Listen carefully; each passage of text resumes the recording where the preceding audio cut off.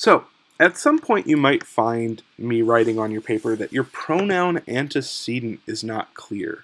Well, let's give a definition first. What is a pronoun antecedent? Well, ante means before and cedent is in reference to. So the antecedent is the noun that a pronoun refers to. And of course, you have to refer to something that came before. You can't refer to the future. So you have to have some reference point. So I'll give a brief example. Let's say Mr. D bought a sandwich. He ate the sandwich. Okay. Here, what's the only pronoun we have? He. What's the antecedent of that pronoun? What is E trying to refer to? The noun Mr. D. So let's look at an example of this in writing and see why it becomes unclear. But at the same time, it describes his encounter with the dragon. I'm not leaving something out. This was the first sentence of commentary that a student gave, and we don't know what the antecedent of the pronoun it is. But maybe that's just a contextual thing. Maybe the quotation would have made that clear. His encounter with the dragon. We don't know who his is. Is it whose? As he believes that he alone can take the dragon. And now here is where we get really messy. It. Okay, what are the possible nouns it could refer to? The dragon,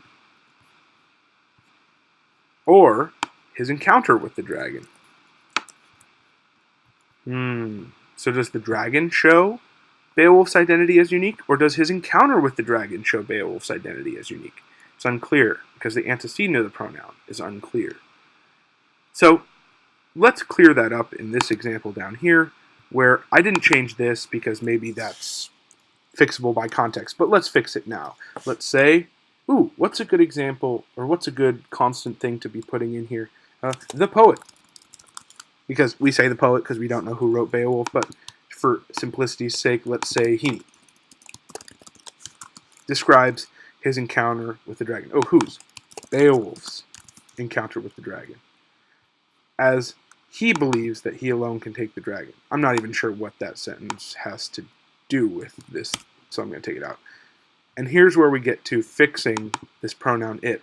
The encounter with the dragon. The encounter with the dragon shows Beowulf's identity as unique. You get the point.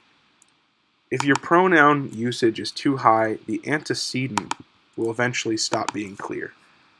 So when in doubt, just replace the pronoun. Just use the actual thing you're talking about. You might say, Mr. D, I really don't want to repeat this phrase, encounter with the dragon, twice. Okay, let's just use some synonyms. How can we replace the encounter with the dragon? Beowulf's daring confrontation with the dragon shows Beowulf's identity as unique. Okay, same thing. We've diversified the language, and now it's super clear what we're talking about.